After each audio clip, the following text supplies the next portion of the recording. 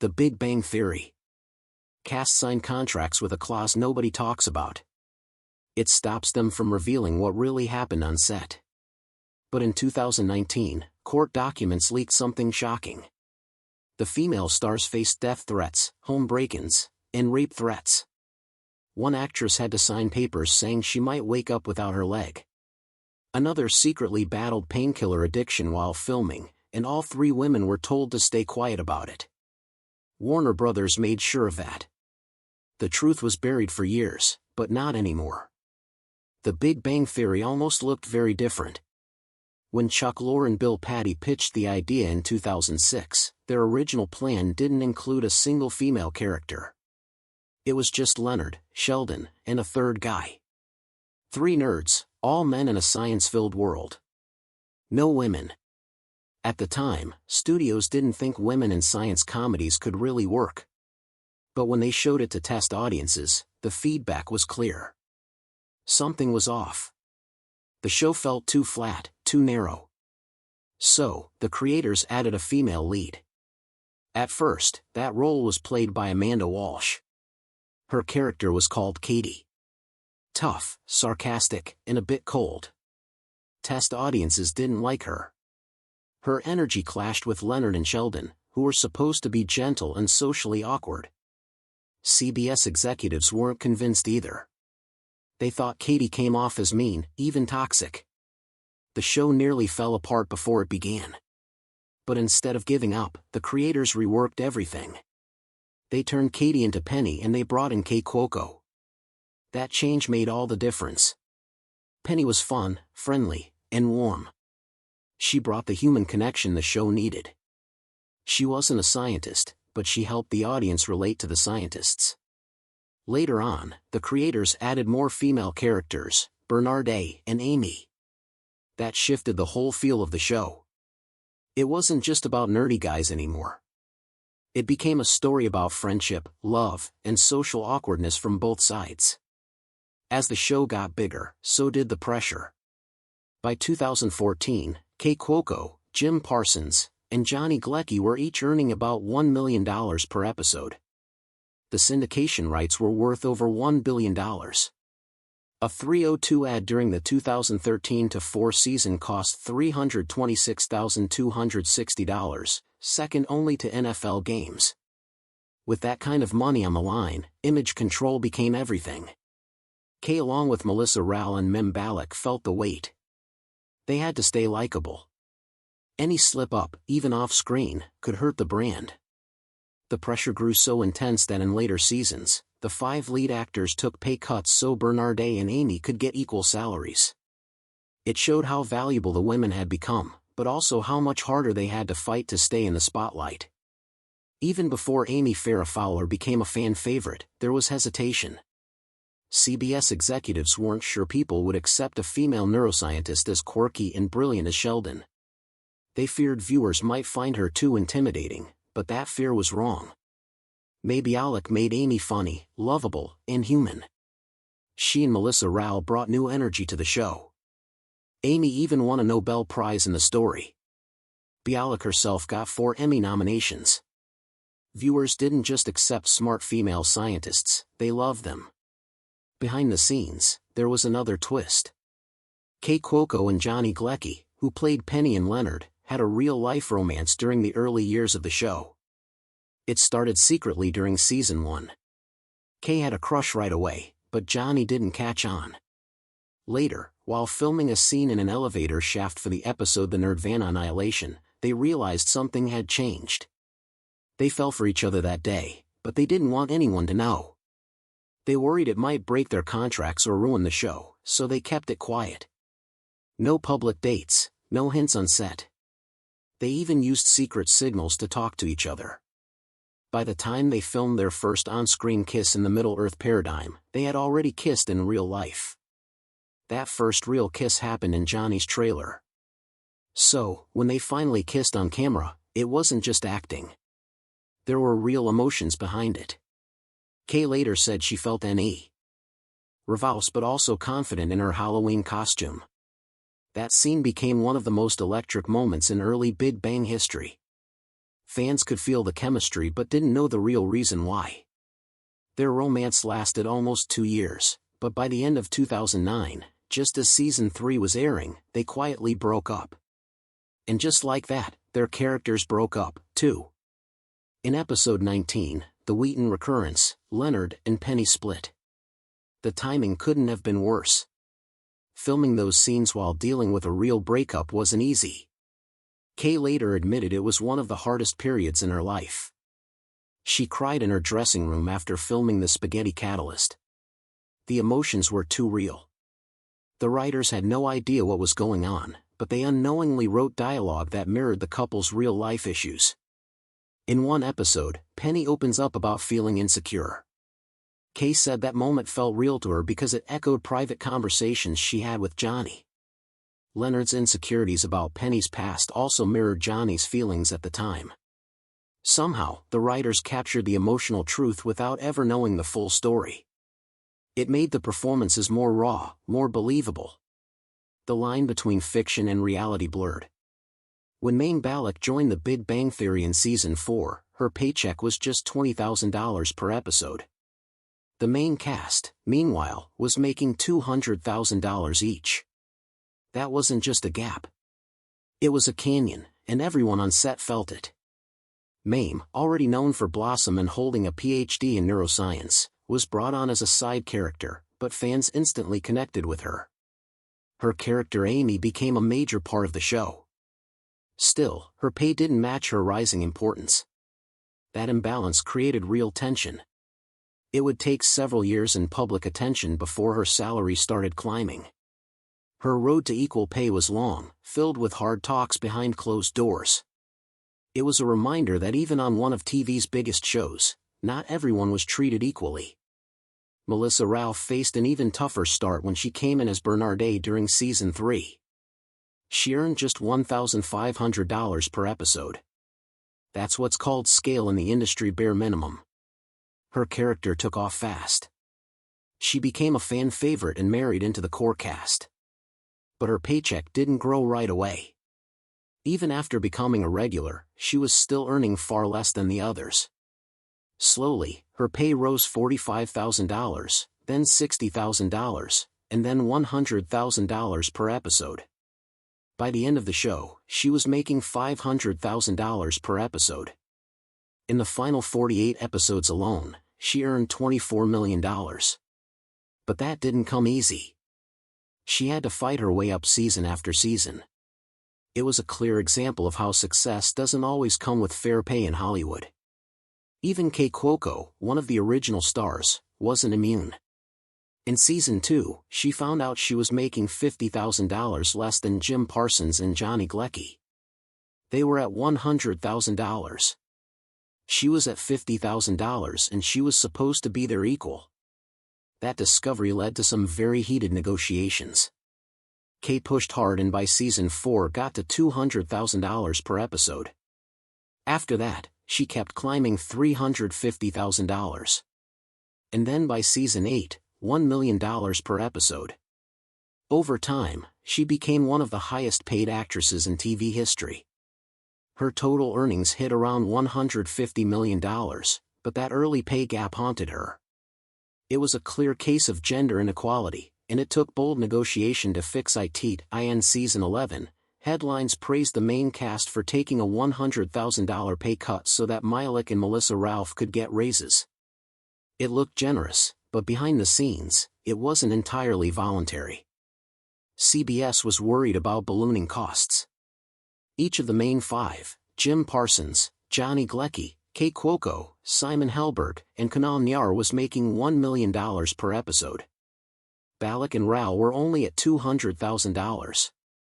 To keep everyone on board for the final seasons, CBS made a decision. The 5 top stars dropped to $900,000 each. That freed up $500,000 per episode to boost Bialik and Rauch to $450,000 each. It was good PR, but also basic budget math. Without those cuts, the show might have collapsed under its own weight. It was a business move. But not every cast member supported the raises. Jim Parsons, according to reports, was privately against matching salaries for Bialik and Rauch. He warned it could set a dangerous precedent. If supporting actors on other shows started demanding the same, producers could face major problems. He didn't speak about it publicly, but people close to the show said his concerns created even more backstage tension. Eventually, the pay structure changed and Bialik and Rauch got their raises. But it was clear money could divide even the closest casts. Off-screen, Bialik faced storms of her own. In 2009, she told People magazine that her family didn't vaccinate. It didn't stop there. In her 2012 parenting book, she talked about anti-vaccine views and cited controversial sources that caused big problems at a time when vaccine fears were already rising. Her words went viral. As outbreaks of diseases like measles spread in under-vaccinated areas, the backlash grew louder. CBS got worried. Really worried. They hired a crisis management team just to handle the fallout. They had $1 billion show to protect. Bialik later tried to walk it back. In 2015 and again in 2021, she said her kids are fully vaccinated and that she supports vaccines, but the damage stuck.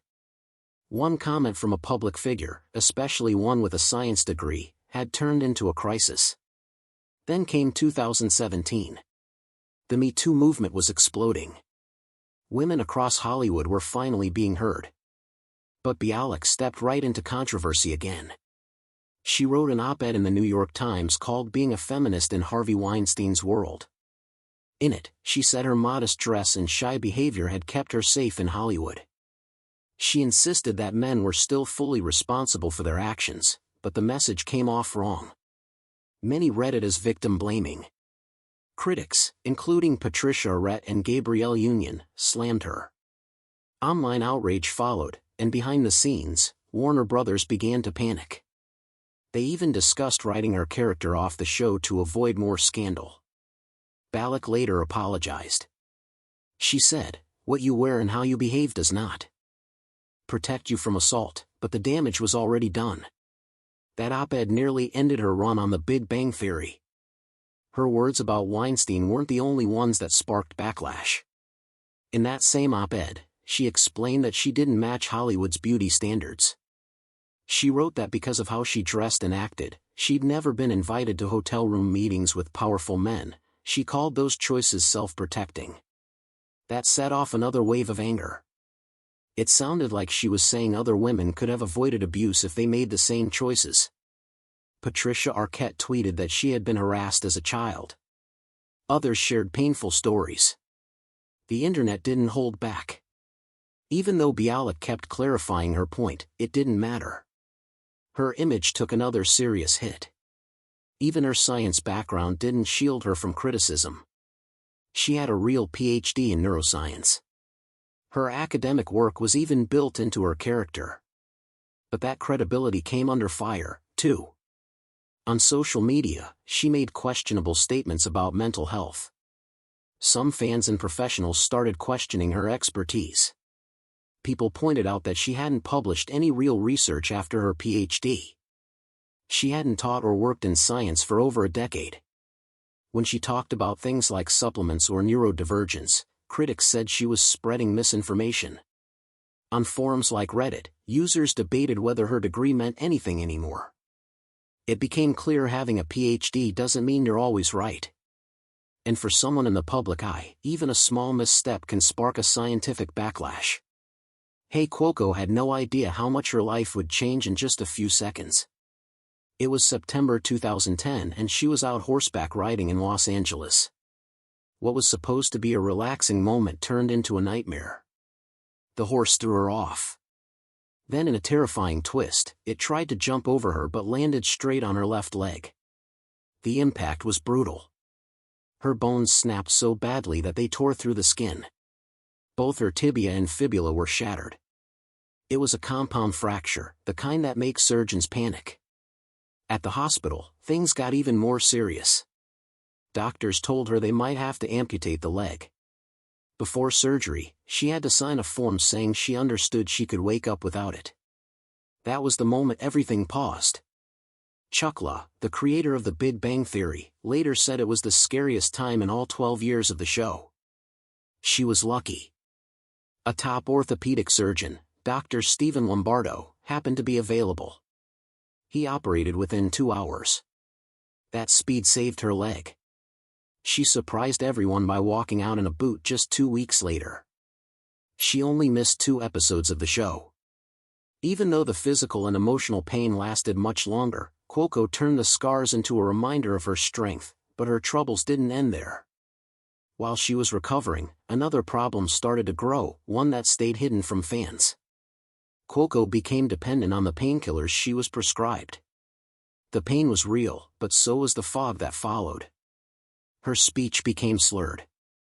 Editors had to work extra hours cleaning up her lines just to make sure they sounded right. They even re-recorded audio to hide what was going on. No one outside the set knew what she was going through. The show had to stay funny. Penny had to stay sharp. Behind the scenes, though, Cuoco was in a quiet battle with her pain, with her meds, and with the pressure to pretend everything was fine. The production team shielded her from the spotlight while keeping the show intact. Viewers had no idea what it took to keep things moving.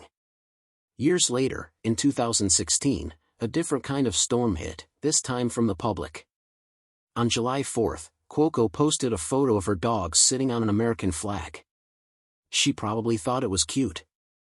The internet didn't agree. The backlash was instant and massive. People accused her of disrespecting the flag. She deleted the post and apologized, but by then the hate had spiraled. She started getting death threats. They were serious enough that the FBI got involved. Federal agents monitored the situation and even gave her security. It was a harsh reminder of how fast public opinion can turn and how dangerous it can get. A simple photo turned into a threat to her safety. Before she could fully recover from that, her personal life started making headlines. In December 2013, Cuoco married tennis player Ryan Swinging after just 6 months of dating. At first, everything looked perfect, but by September 2015, she filed for divorce. The timing wasn't random. The show was entering season 8. Ratings were everything. There was pressure to keep her image clean. Sweeting had reportedly developed a painkiller addiction, and things at home had gotten dark. Cuoco's legal team worked fast. She had a strong prenup that protected her $45 million fortune. Sweeting walked away with only a small settlement. No spousal support, just a quiet exit. It was all handled with speed and silence. Even her castmates helped keep things normal on set. But that pressure to stay perfect while her marriage was falling apart was enormous. The divorce could have been a scandal. Instead, it was buried under airtight legal moves and perfect timing. At the same time, something else was happening. Something no one noticed on screen. During seasons 5 and 6, Cuoco was secretly dealing with an eating disorder. The pressure to look a certain way, combined with the stress of the show, pushed her into a dangerous cycle. But the team behind the scenes stepped in again. Costume designers padded her clothes, layered fabrics, and worked with camera crews to hide the changes in her body.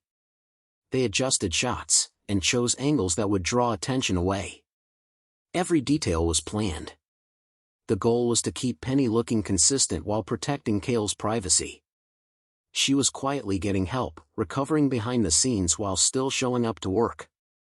No press, no headlines, just a silent struggle and a team doing everything they could to support her without letting the world find out. Kaley Cuoco had been through more than fans ever knew. From almost losing her leg to battling painkiller dependency, facing death threats, rushing through a quiet divorce, and hiding an eating disorder on camera. She kept showing up. The show went on, but it came at a cost. Fame brought danger. And for the women of the show, the spotlight came with a terrifying price. Kaley Cuoco, who played Penny, faced something that would shake anyone. A man broke into her home. He believed Penny belonged with him, not Leonard. That wasn't just a creepy message. It was a real break-in. Kay had to hire private security after that. She also had another scare in a hotel room when a stranger walked in while she was getting dressed. These weren't just isolated moments. They were part of a disturbing pattern. Fans didn't just cross lines, they shattered them. For Kay, fame meant living in fear. But she wasn't alone. Mayim Bialik, who played Amy, went through her own nightmare when Amy and Sheldon's relationship turned physical on the show. Some fans exploded with rage. They didn't think Amy was worthy of Sheldon. The result, Mayim received rape threats. Not just mean comments or insults, actual threats. Things got even worse when she wrote an op-ed in the New York Times about harassment in Hollywood. Some readers twisted her words, claiming she was blaming victims. Her social media was flooded with hate. Eventually, May had to go live on Facebook just to explain herself, just to plead for people to understand. She wasn't just an actress playing a role. She was a real person under attack for doing her job. Melissa Rauch, who played Bernadette, got dragged into it, too. Viewers didn't like how her character treated Howard. But instead of complaining about the writers, some angry fans went after Melissa. They leaked her home address online. That kind of attack is called doxing. It's not just online bullying. It's dangerous. It puts lives at risk. Imagine knowing that anyone could find your home. Melissa had to live with that fear every single day. And through all this, the actresses were told to stay quiet. Producers and managers warned them, don't respond to the hate. Don't reply to the trolls. Don't post anything that might spark more fire. Even when fans falsely accused May of mocking their artwork, she was pressured to stay silent. Any response could be twisted, misked, or used against them. But silence didn't stop the abuse. It only made things worse. Fans took it as weakness or worse, guilt. And the actresses were left feeling powerless. The pressure didn't just come from strangers. It seeped into their everyday lives. Social media became a minefield. Their bodies were judged. Their looks picked apart. Their private lives made public. Every post, every photo, every word became a target. Kay opened up about how painful it was to go through divorce while people mocked her online. Mayim faced extra heat because she talked about feminism that made her a target for misogynistic hate. Melissa dealt with the fear that anyone could show up at her front door. Eventually, all three women had to get therapy. Not for something they did wrong, but because being famous had become dangerous. Being loved by millions didn't protect them. In some ways, it made things worse. The same people who cheered for them on TV were stalking them in real life or harassing them online. Their mental health took a hit. The laughs on screen hid the pain off-screen. They were actresses on a sitcom. But they became symbols of something much bigger. Their stories show what happens when fandom turns toxic, when admiration turns into control, when criticism becomes abuse, and when people forget that celebrities are human. Kaley, Mayim, and Melissa kept showing up. They kept acting, smiling, and doing interviews. But behind those smiles were real struggles. They lived with fear, anxiety, and heartbreak. And even after the show ended, the scars didn't disappear. When The Big Bang Theory ended in 2019, fans thought the door had closed for good. But not long after, rumors began swirling about something huge. Kaley Cuoco was reportedly working on a tell-all book. She'd played Penny for 12 seasons, and publishers were offering her big money to spill what really happened behind the scenes. From secret feuds to money fights, everyone wanted the juicy details. But Warner Brothers stepped in fast. Their legal team reminded Kay of a clause buried deep in her contract. It stopped her from talking about anything that could damage the studio's image.